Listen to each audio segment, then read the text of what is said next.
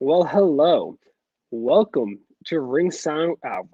Wow. Screwed it up. Ringside Roundup. Today, I am hosting. Jay decided to abandon us and do his day job like he always does on me. Always lets me down, lets the team down. No, I love Jay. He just couldn't be here. So it's me. And of course, as always, I got the smartest man in the room. We got Martin here with us tonight. Martin, how the hell are you? I'm pretty good. How you doing? I'm good. Are you also mad that Jay decided to abandon us tonight? Yeah, a little bit, yeah. You should be. And of course, joining us almost weekly now, our good friend, Mr. Craig. Hey, what's up, everybody? What an intro. Hey, That's Brian. it. So Hello. man right here, Brian Defoe. Me and him have had the same debates that me and Craig have had. He I knows. can't He's a wait. smart guy. I cannot wait to see Brian and Adam go at it when we get to those things. But right now, we're going to open up with some NXT Vengeance Day talk. And there were a lot of big things that happened at that event. Martin, what do you think is the number one thing that happened at that event? Of course, it has to be alcohol super kicking Kyle O'Reilly. Has to be. Has to be. Craig, where do you think this leads? What do you think's happening? Why did this happen? Why is the Undisputed Era doing this? Why are they doing me dirty? We need to take a second to appreciate poor Roddy's face during that entire segment, because that's exactly how I felt. He just had no idea what was going on. Yeah, exactly. Like, I thought that was fantastic. Where does this go? Does it go Cole versus Riley, or are we going to get a triple threat at the next takeover with Balor thrown in? Or is this all just some kind of ruse? I don't know if this is a true breakup yet. It feels like what they did with the Shield. There's going to be more to this. What do you think? I figured this breakup was happening, but I was not expecting it to happen at TakeOver Vengeance. Like, when he kicked Kyle O'Reilly, I was like, oh my God, what am I seeing here? And then now we get to see Adam Cole versus Kyle O'Reilly, maybe Finn Balor, but most likely Adam Cole versus Kyle O'Reilly, one of the greatest ROH feuds that they ever had. And I swear, if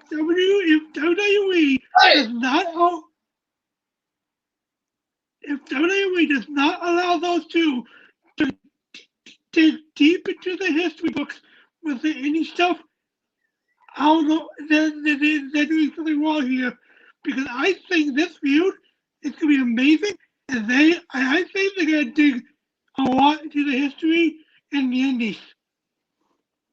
I absolutely agree.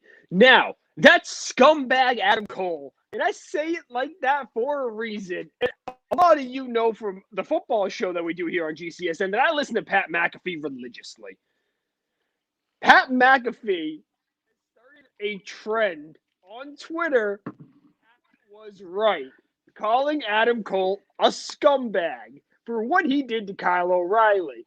And then just today, Pat McAfee dropped a little hint when talking about the weather and talking about Super Bowl champion on the golf course, AQ Shipley, that Florida weather's nice and Indianapolis right now is getting hit with a snowstorm.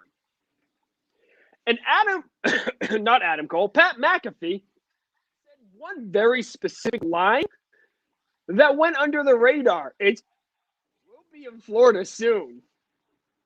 Ooh, So Adam Cole super kicks Kyle O'Reilly, and Pat McAfee says that he's going to be in Florida soon. Something here is ringing some bells for any fantasy booker. Are you thinking what I'm thinking, or are you on a whole different path than me?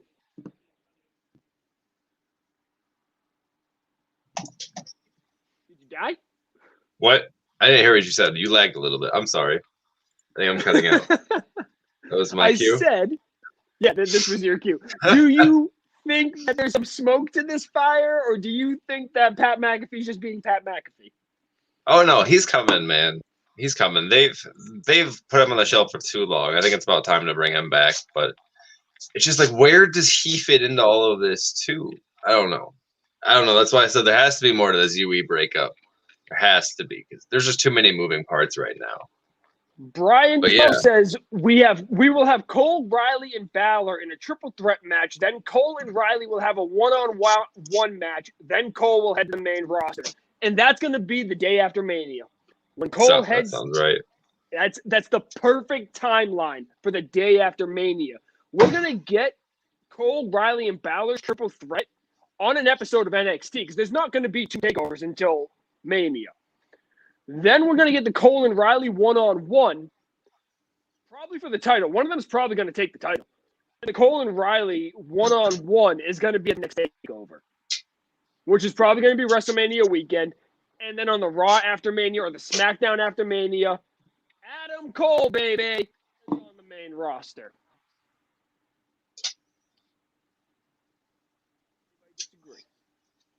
Or is that too easy? It sounds too easy though, right? Like, it has to be. I think we're gonna go one more run. Adam Cole, NXT champion, 3-time, and then maybe he'll drop it to O'Reilly and he'll head out. He'll be the first 3-time, right? Yeah, absolutely. Yeah, this will be Yep.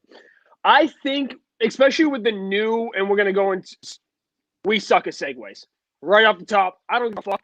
We suck at segues. I don't try to do good segues. So I'm going to just jump into this right now. NXT's new recruiting class is absolutely stacked.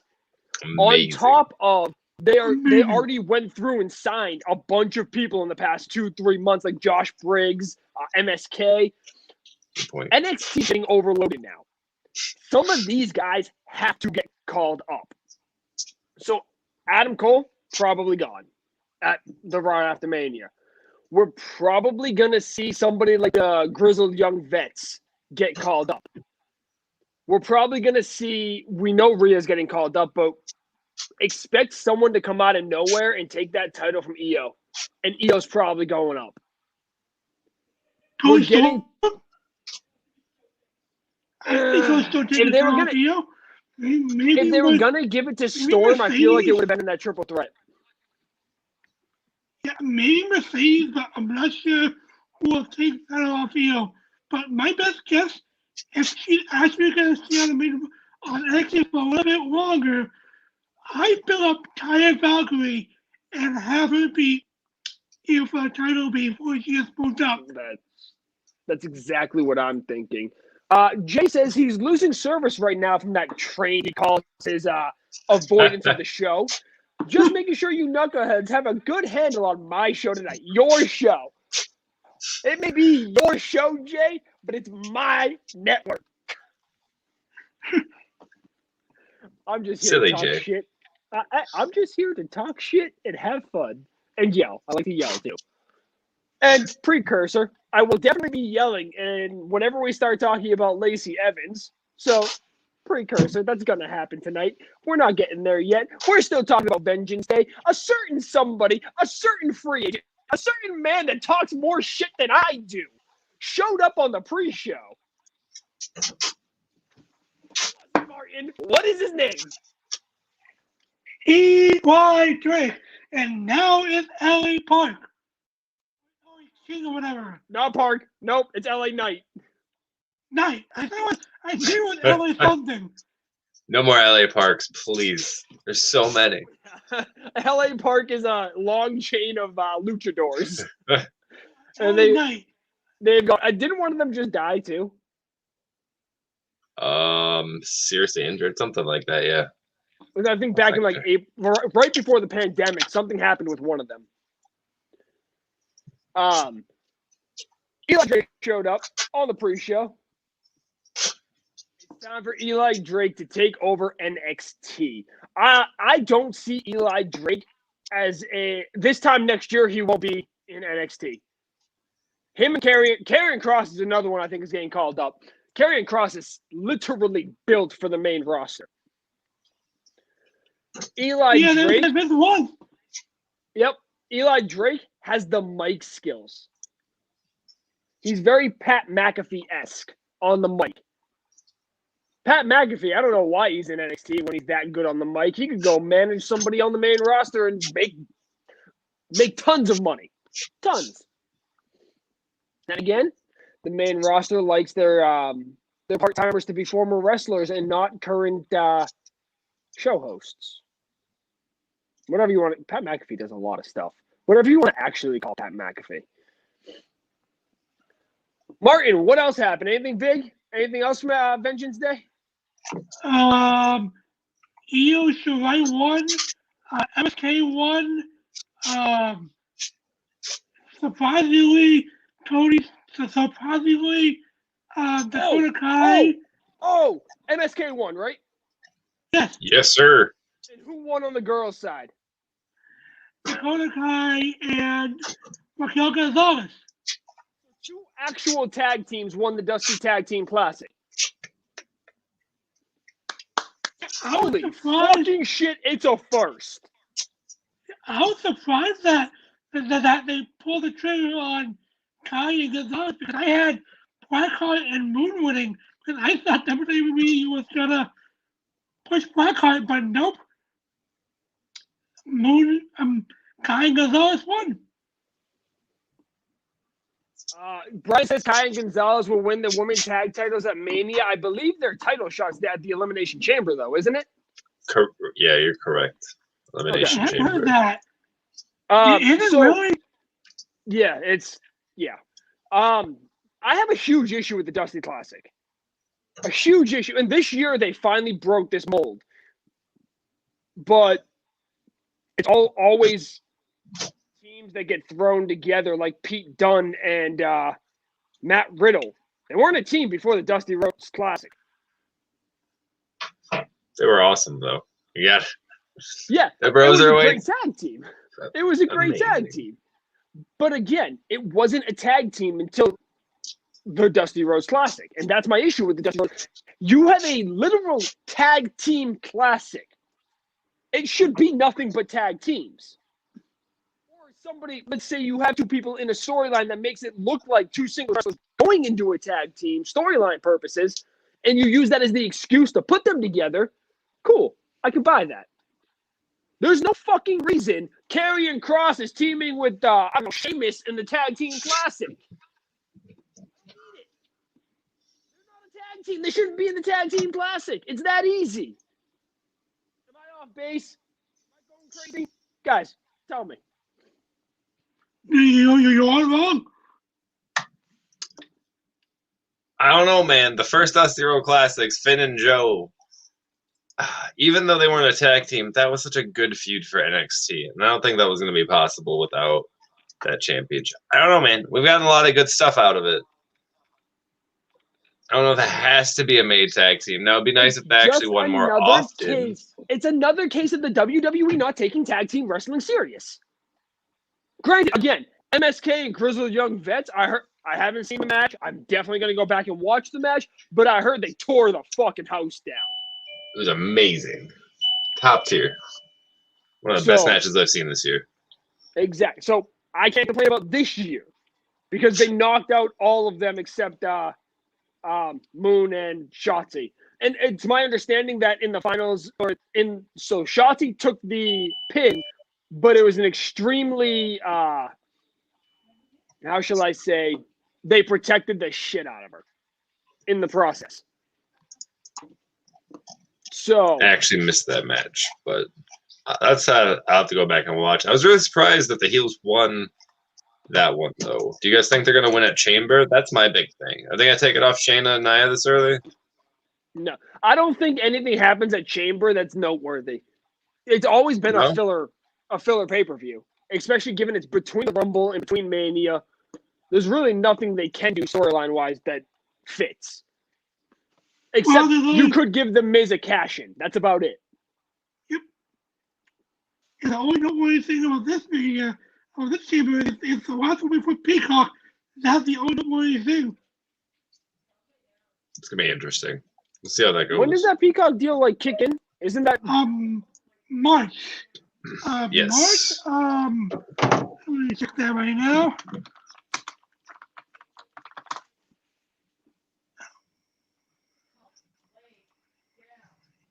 March 21st, I believe. Yeah, it's March 21st. All right, so 4 days after the NFL League New Year. Got it. We I got believe stuff Fastlane. going down on the Twitch. We got people saying hi to each other. The show is back. We got stuff going on. Make sure, guys. We got Facebook. We got Twitch. We got a Discord server. We got YouTube. We got TikTok that we never use. We got everything you can follow us on. Doesn't mean we use them all. I'm on Instagram and I don't remember the last time I posted on Instagram. Now that I got the plugs out of the way. There you go. I'm trying to find our Discord. There it is. All right. I assume he's putting it in the comments for you guys to Yeah. click and follow. So there wasn't only one pay-per-view this weekend. Impact Wrestling also had a pay-per-view. And let's just run through the entire thing. Nothing of importance happened except the very last thing. That's not to take away from everybody in Impact Wrestling that did put on a relatively good show. Tommy Dreamer did not win the championship at 50 years old. Dang it. He was so close, too. So,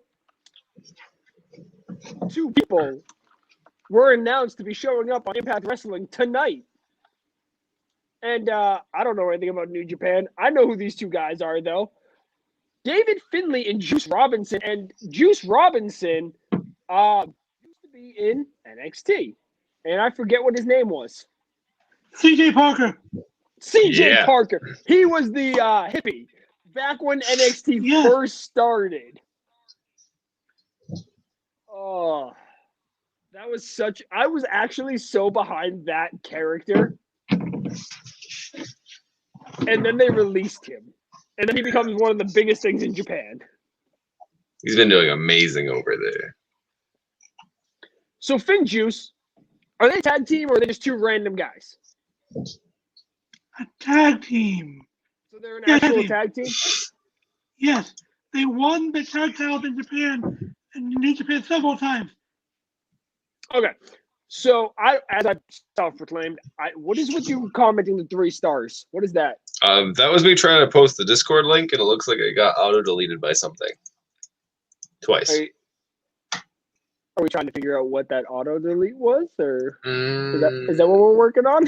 I don't know. I don't know why it did that. That's weird. Technical difficulties, guys. I'm going to blame you on that one, man. I got nothing. Weird.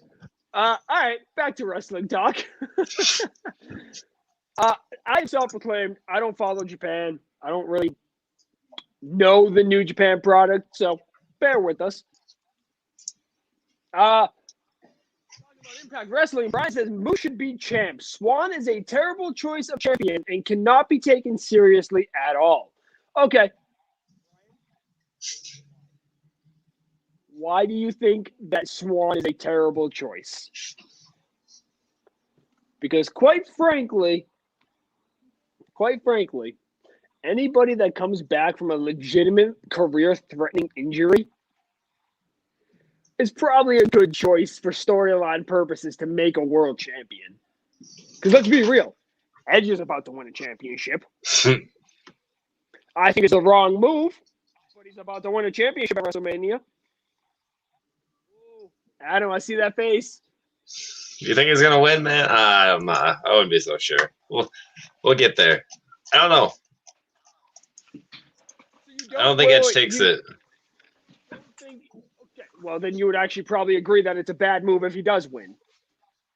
I like the inner child of me would be super stoked, but if he's facing Roman, I don't want to see it. I don't want to see Roman lose to Edge. Exactly. If they had put Drew versus Edge and Edge walks out with the title, I'm okay with that. Absolutely. Roman versus Edge, I have zero interest as Edge's champion, given the work that Roman is doing right now. And this is obviously Go ahead. I'd rather see Seth Rollins versus Roman Reigns, honestly, because Seth Rollins he needs to be back in the babyface. It makes sense for him to come back as a babyface, and he should be able to face Roman at Mania. I see. I don't think Seth is going to be involved in a title storyline, at least for probably after Mania, if not longer out. Mania seems pretty set. We're going to get Randy and Bray. That's a given. We're going to get Drew and Sheamus, probably, realistically. We're going to get Edge and just had it. Roman. Got it. Don't worry, guys. I'm on to this. And then we're probably going to get a Miz failed cash-in at WrestleMania. Sasha and Bianca as well. Sasha, Bianca, yep. Yeah. I think Rollins will probably be in whatever multi-man match they want to do for the Intercontinental title this year. Ladder match seems to be the go-to. That's fair. So the reason I think the Miz is going to cash in, probably, I would love to see Sheamus win the title at WrestleMania and the Miz cash in and win. That course of events would have me so hyped because Sheamus has been doing the best work on Monday Night Raw since he came back from injury. And the Miz, I have a soft spot for the Miz. I love the Miz. Same. I just want him to cash in that Money in the Bank. He deserves another title run. And it's funny because I love the Miz, but I fucking hate Morrison and Miz together right now. This is some of the worst work both of them have ever done. Yeah, Miz definitely feels like a mid-carder again right now. And he was so hot, end of 2018, early 2019? He was so hot. Right before Morrison came back. Yeah, he just cooled off so much. And Kofi Kingston versus The Miz, man, I don't know if it's just me, but I feel like we've seen that match just 1,000 times. Just like we saw again last when you night. haven't watched Monday Night Raw in about 8 months, you haven't seen it 1,000 times. There's so many things they could do with their roster, and this is what we get again. Oh, yeah. And shameless plug. Myself and Jay are starting a new YouTube show where we have drafted rosters. I took over SmackDown. Jay took over Raw. Faith took over NXT, and we made it a actual main show. We renamed the shows. All shows have been renamed under the WWE umbrella, and we drafted our rosters along with we each got 5 free agent picks. We're not going to tell you who those free agent picks are, but I mean, if you have common sense on wrestling, you know generally probably who we took. So we're going to be starting that up soon. We went through the basics last night. We rolled down everything. I am going to be booking my roster. Wraith is going to be booking his roster. And Jay is going to be booking his roster. And it's going to be competition style. It's 1 show per week, 1 show per in-game week. So normal schedule. Each of us has a pay-per-view every single month except Royal Rumble, WrestleMania, Money in the Bank, Survivor Series, SummerSlam. Those are all going to be all co-branded. Stay tuned for that because it's going to be fun. I'm going to get the best scores, obviously. You're going down. Trade me. I can't say his name yet. Trade me Undisputed Era. No. They're Trade mine. me the other guy we were talking about. No. Sheamus is done for him, man. That's Sheamus is done for him. You guys are going to love this. It's going to be so good. We're going to have so much fun with it. Realistically, expect those episodes to take anywhere from 30 minutes to an hour because all 3 of us have to book a show, and most shows, one of us is going to have a pay-per-view. I got my first 2 months booked. I'm ready. Yeah, you got to change those plans when you trade me unknown insert name here. Oh, vacant. I'm so excited for this. Martin, you're just kind of caught in the middle of us talking about this right now because Jay's on here. All right. Now, there's another thing on Monday Night Raw I want to talk about. Oh boy. Here we go. This is getting good. All right. I believe it was last week, maybe 2 weeks ago. Lacey Evans and Ric Flair came to the ring and said they weren't in a sexual relationship. Now, I want to just reiterate. Lacey Evans and Ric Flair came to the middle of the fucking ring and told us they were not in a sexual relationship.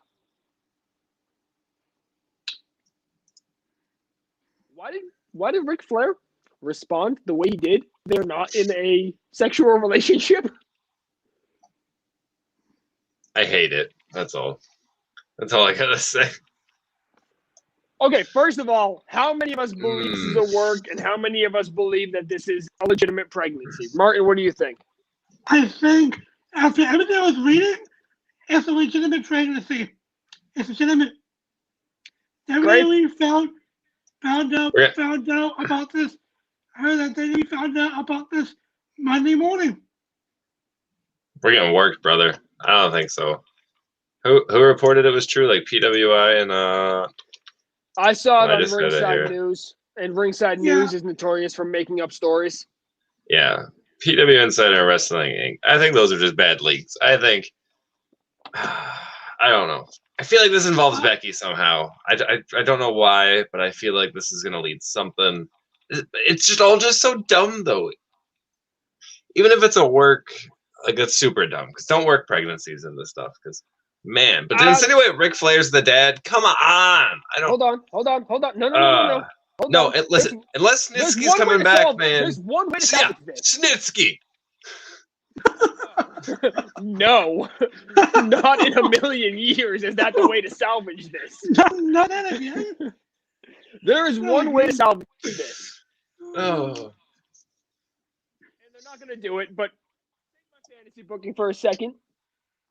Have Ric Flair and Lacey Evans in the ring. Ric Flair tells Lacey Evans how proud of Lacey, or how proud of her he is. Make this fucking emotional for Charlotte. Everybody loves a storyline with daddy issues. Let's be real. Let's call it what it is. Let's call a spade a spade. Let's call a spade a spade. It's Charlotte having daddy issues. So play onto the daddy issues as hard as humanly possible. Charlotte starts getting mad that Rick is proud of Lacey. And mind you, they haven't canceled the Lacey Evans versus Asuka match this Sunday yet. That still hasn't happened. Wait, really? They still? Correct. That match has not been canceled. I thought it had been. Oh, no. Boy. Which leads me to believe that this is indeed a work. If this is not canceled by Friday, then yeah, I'm going to think this is a work as well. Mm-hmm. Just so tough. Love of God. How many times do I need to say on this show, flip Lacey Evans' face?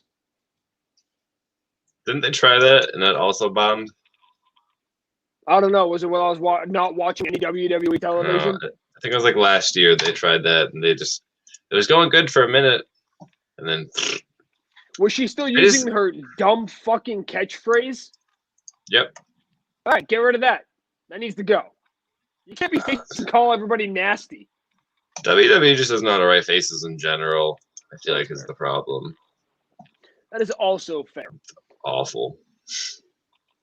Oh man, I can't this storyline got so out of hand so quick, and there's so much potential with it if they just play it right. You literally have a daughter-father situation.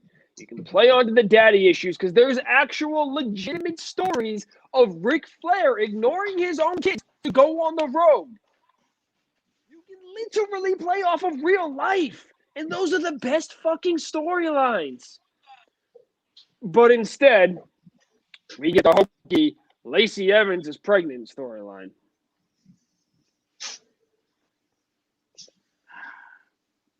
That's all I got. Didn't Lacey Evans like also talk mad shit about Becky when she got pregnant? Wasn't she one of those ones tweeting out with Shayna? Yes. Like, oh, how could you get pregnant at the top of your run? Yeah, I don't want to hear it anymore. You nasty. Goodness. I am officially banning that fucking catchphrase from this show. I fucking hate that thing. Oh man. Well, we're not allowed to say that anymore. Hurry, Martin. Say it before it's too late. I'm good.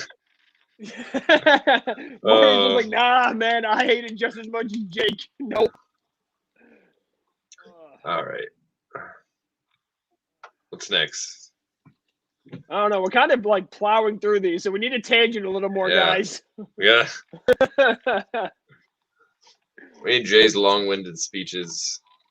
Yep, this is we were ill prepared. Actually, we were very well prepared. We were just ill prepared for how short it was going to take us. Well, if we're talking about overdone storylines, what's up with the Alexa Bliss thing going on? Did you guys see that on Raw with the pentagram, Randy Orton, and the gauntlet match?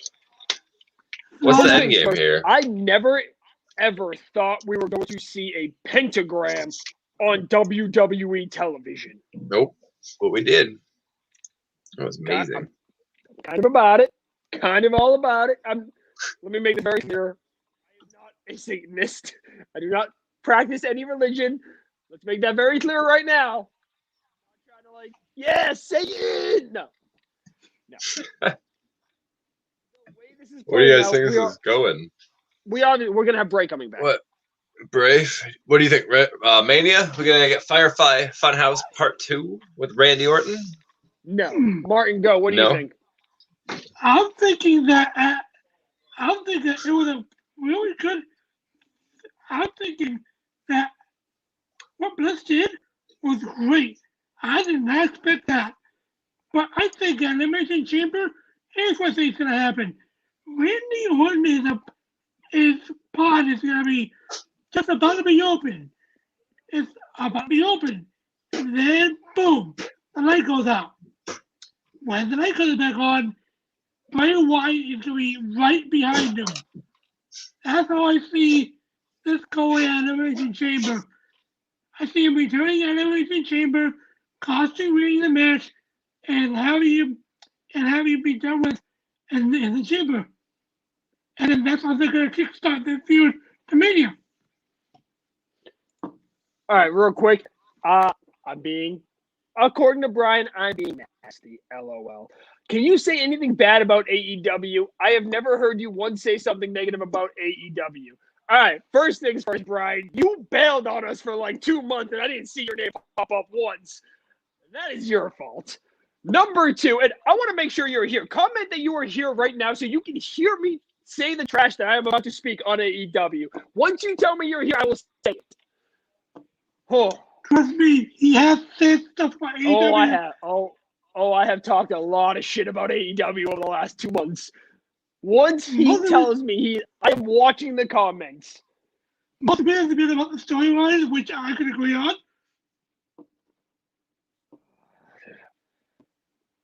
Come on, Brian. Come on, I'm waiting on you. I'm waiting. I haven't been here fair enough, but also he's all right. Brian, their fucking psychology is so bad. They're in ring psychology.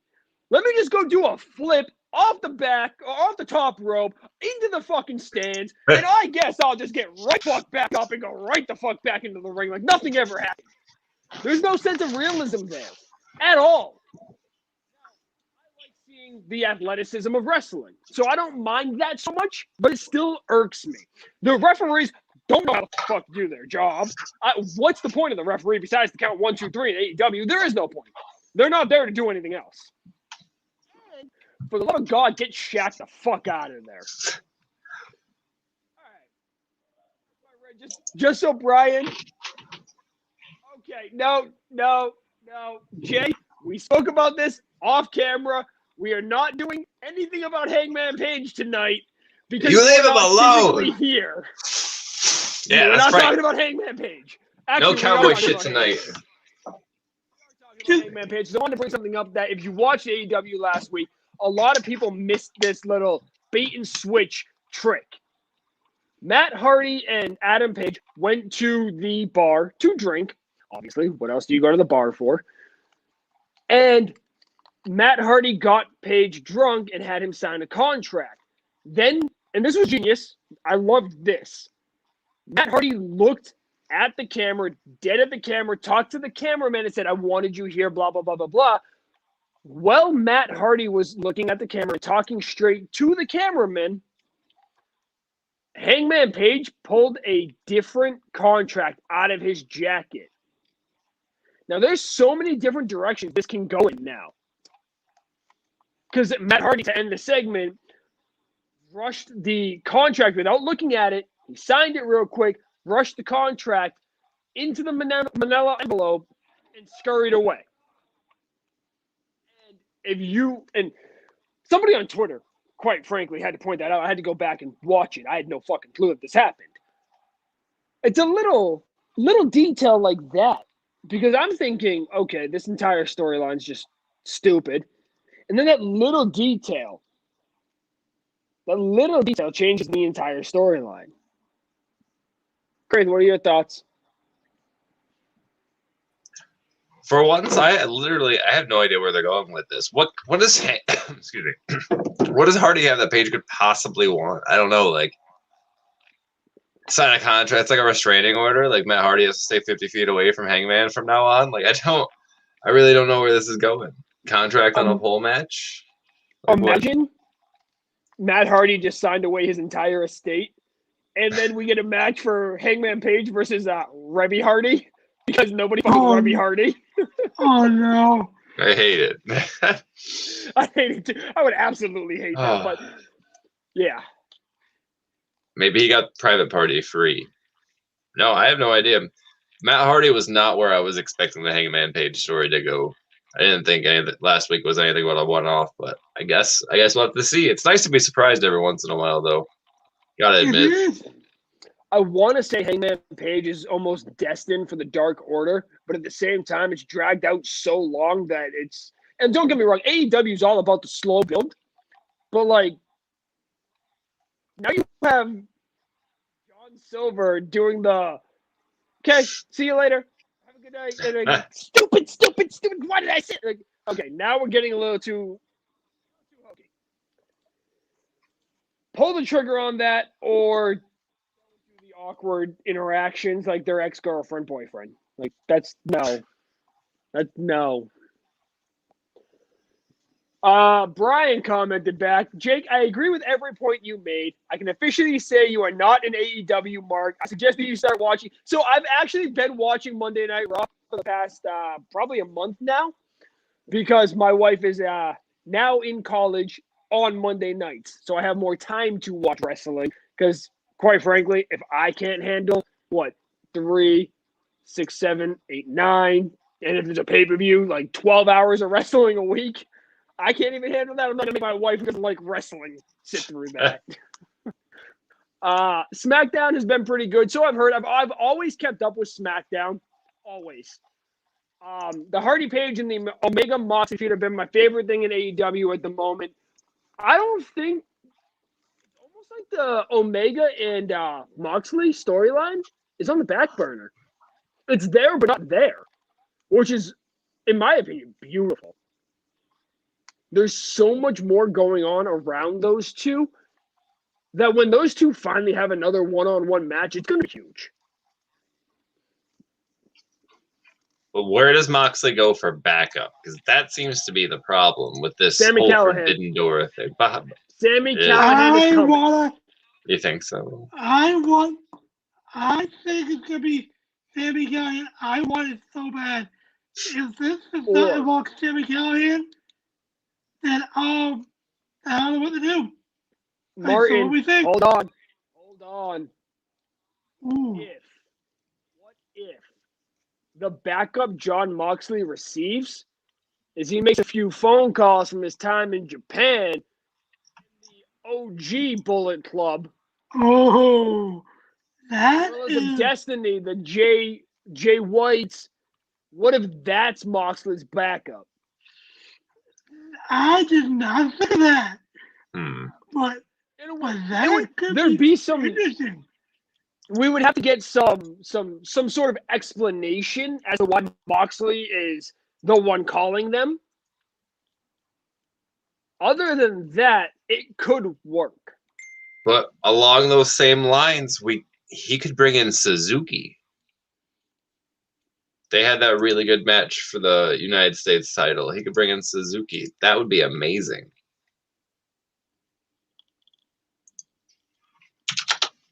Get out of here, Jay. Damn it, Jay. So Jay just messaged the group chat. Well, he's not here.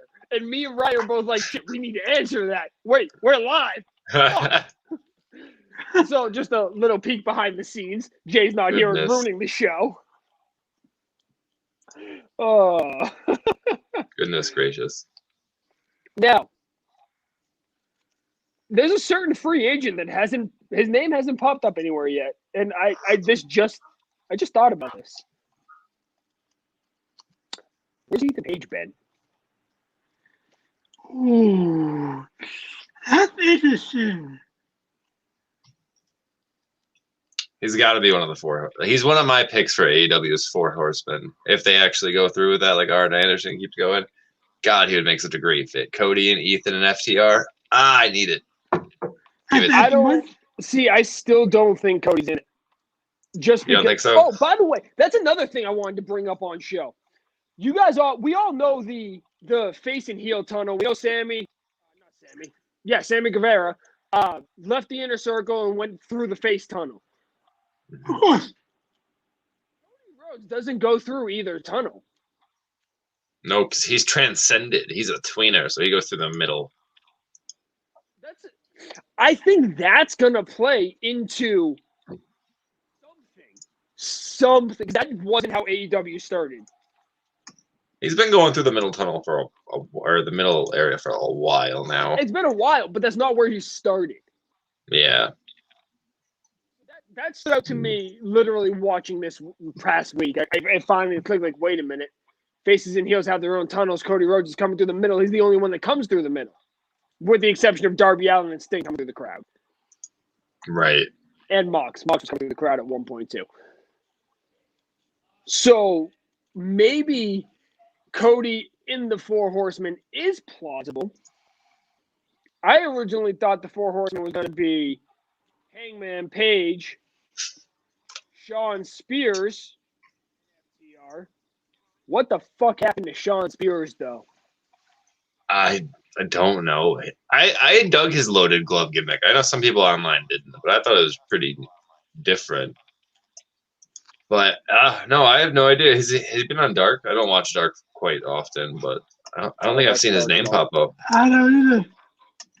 I haven't seen his name. Look, I usually wait for the ticker on the bottom of Impact, or not Impact, of AEW, just to see who won and who lost. Mm-hmm. But I haven't really seen his name pop up either. So there's. Let me see. At this point, it can't be because he hit Cody. The stories have come out that it was all Cody's idea. With the chair shot, that is, by the way, guys. Should probably make that clear. So at this point, we can't sit there and say that it's because the chair shot heard around the world and busting Cody open on an unprotected chair shot. That doesn't make sense. That argument doesn't make sense anymore. So maybe we should start putting up flyers. Where is Shawn Spears? He's never really done it for me in the first place. I just don't think. I don't know what people were expecting. The man's what, over 40 or close to it. Never really wowed anyone in WWE. Sometimes it's just not WWE's fault why people don't get over. Ty Dillinger. No, Ty Dillinger was over. That 10 gimmick was over. The gimmick was over. The chant was over. The man himself, no. Because even if you look at the chant, it was just the yes gimmick with a different word. That was it. I'm still looking to see it. Oh, I can just go look for his last match. Any other I'm gonna look at him. AEW?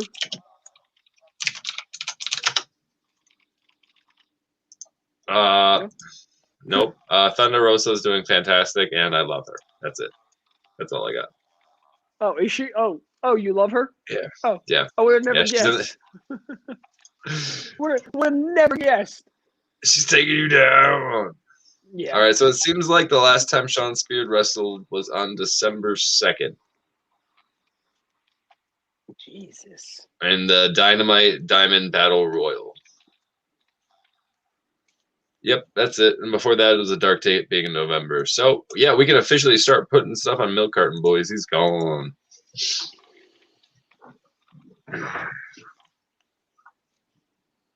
Yeah, I don't know. I can't think of a single reason why he would actually not be featured. Besides, he's not over. He's not. I'll get the boy right back. Or Not maybe he's quarantining to go to Japan. also. That's the only thing I can think of. So Brian says, I see it being Cody, Spears, and FTR as the Four Horsemen. Spears is not a main eventer. He could never main event. He just doesn't have it. I fully agree with that. Yeah, I think Spears so would make us a solid one-time TNT champion with a couple of defenses as a transitional champion. But put him in a tag team. Let him teach somebody. He's probably got the basics down. Lee Johnson, Cody Rhodes' tag team partner from this previous week. There's a little underlining tension in the Nightmare family. I don't know if you noticed it. You don't have television. You didn't notice it. I did not. So when Lee Johnson was giving his promo, he was thanking everybody.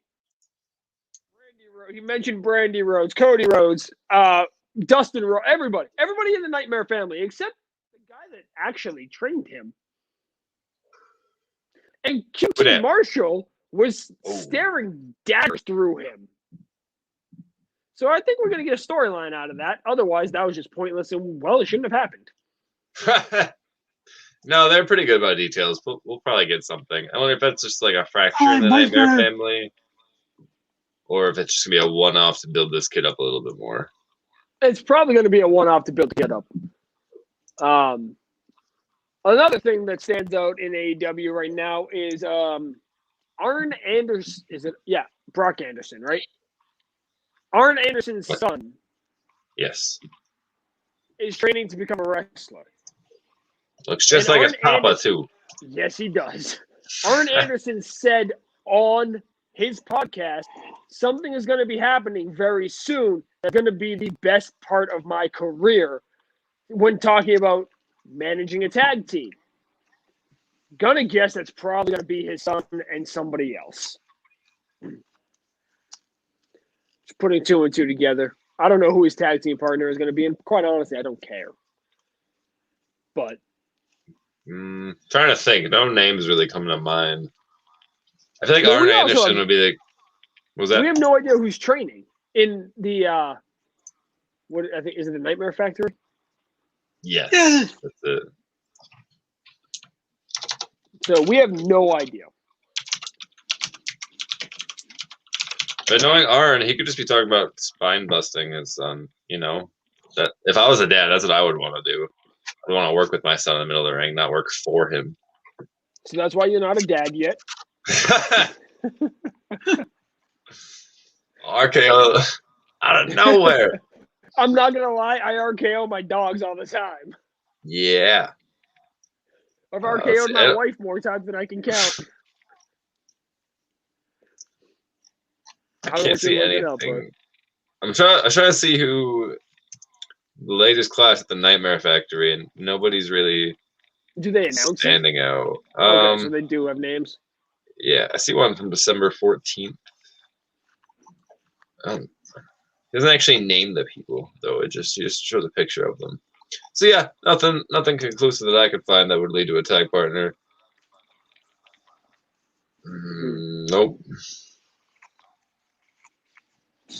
I mean, maybe I'll just throw him in with FTR. Maybe his son's in the New Horseman, and that's just it. Cody, Brock Anderson, and FTR as the new one. Yeah. What's nepotism? Yeah. Let's talk about Sammy leaving the Inner Circle, though. Woo, my man. I'm so excited. He's gonna have such a good face run. It's gonna be great. I'm not sure where he goes with it. After the stuff that I've been hearing, hopefully this is not true, but I'm hoping that he should have an impact. Yeah, I'm still hoping he's suicide, but after that Heat story, I think our chances drastically went down. Yeah, I mean, he doesn't have any heat on the AEW side, so.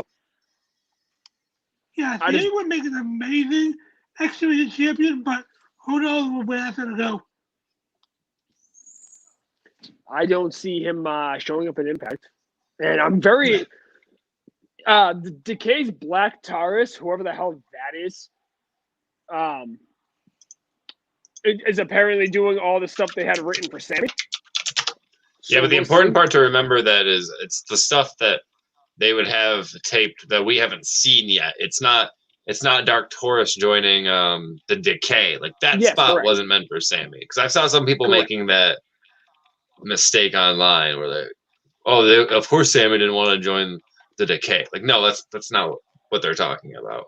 No, it's whatever's starting tonight with Black Taurus.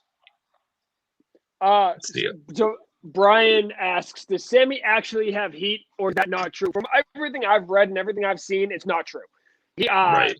People that are close to the situation have said it's probably best that he turned it down. Which this is why I'm extremely interested to see what ends up happening with Black Taurus. What is the storyline? What was so bad that people around Sammy even were like, you shouldn't do that? It's got to be pretty bad. I wonder if it's going to be something involving like the whole Johnny Bravo. I know they resolved that, but I wonder if they wanted it somewhere in that storyline. Yeah, I wonder if they... Oh, Taya, right. But it seems like they probably want to slot him in for some comedy because he's really good. Like his vlogs are funny. But I could see him not wanting to do that in Impact, though. Also, with where the current direction of his character is going into comedy, probably not best for him. Right. Yeah, go ahead. Do you guys think anyone breaks free of the Inner Circle also and follows Sammy's example? I think Proud and Powerful might. I think we might see that in the coming week. Not soon, but in the next month or so. I think PMP leaves Inner Circle too. I think they leave, but I don't think they leave because they just follow Sam's example. I think MJF is going to slowly pick away at the Inner Circle. And I think Proud and Powerful are next. What does MJF want, though? You know, if he's just destroying it from the inside. Oh, look, Jay sent us his New Japan Blitz. No, I mean, we got 5 minutes left in the show. You want to take over and do that? Look at Jay still trying to control the show. All right. We're going to do this real quick, guys. But if you want any background information at all on this, I'm not your guy. So here we go. Jay's New Japan Blitz. We got Kota Ibushi defeating Sonata at New Beginning. Ibushi was then challenged by a 2-time double tap Tetsuya Naito, who is a big deal over there. I feel like you just said his last name or his first name wrong. Yep, absolutely I did. But right. you just keep going. While Ibushi wants to unify the belts, Naito has challenged Ibushi for only the Intercontinental title, saying his loss at Wrestle Kingdom doesn't allow him to deserve to challenge for both. So that's interesting. I know a lot of people have been complaining about both top titles being taken up in New Japan, so we'll see if Naito can break them apart. And then the only other thing he has is Chaos is defending the Trios title against Jay White and GOD, allowing Yoshihashi and Goto to challenge GOD for the tag team champions. So that sounds neat. If you're in New Japan, check that out. And since we're doing Japan Blitz, it's not New Japan, but it's over there. The Great Muta is champion once again. He did what Tommy Dreamer couldn't do. That's right. Eat your heart out, Dreamer. Muta is back. He has his sights set on Impact. And that's going to be great. Yeah, are we noticing a trend here, by the way? Old people coming back and winning titles? Yeah. No. Yeah, I see. Not that. Not that trend. It looks like it's the WWE versus the world. I mean, you're right, but Cody said he is open for collabs even with the top dog, so that's... Let's be Just real. gotta We wait all until- know that's not going to happen. It is not because AEW doesn't want to do it. One day when Vince is gone, we're gonna see Triple H in the middle of an AEW ring. And he's gonna be saying, "It was me all along, Hunter." It's gonna be fantastic. The whole world's gonna pop. We'll see. I think can you guys hear me? Yes. My main computer can. just went out. Yep. It said no, thank you. So we lost Wi-Fi? That's a problem. I can't end the show. You're stuck with us 3 minutes forever, left in the people. show. I have no Wi-Fi. I don't know how I'm still live. This is something else. This is where I plug the Discord if I could. Absolutely, you do you. Link deleted. I don't know, folks. So You must have a anybody mod in or the comments have anything they want? I can see the comments on Facebook. So Okay. Fill time, go. We blitzed too fast. What do you guys think of Ziggler's brothers match? I loved it. The Pac, Ryan Nemeth. I thought that was a great. Absolutely love Ryan Nemeth, and I'm so happy that he's getting an opportunity. And let's be real, we know he's not going to win anything, but he's getting an opportunity to showcase that he is as good as Dolph Ziggler. Yeah, I mean, he looked good in there, for being how young he is. I could see him making some dark Still no appearance. internet.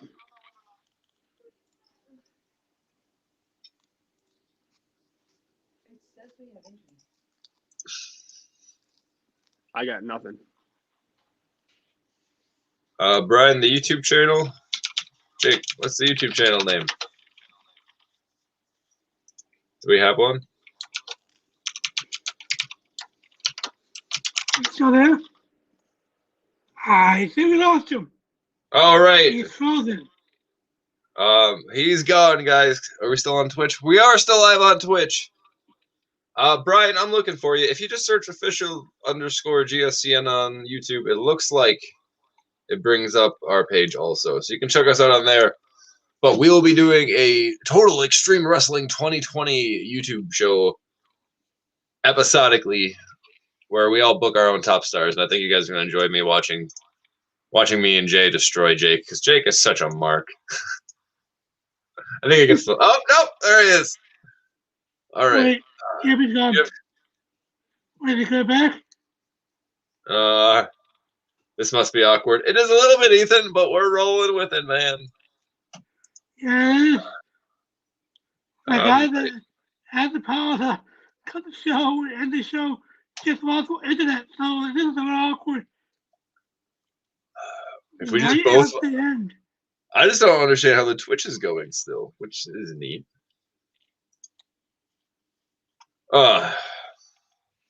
Yeah, so that's the Twitch account.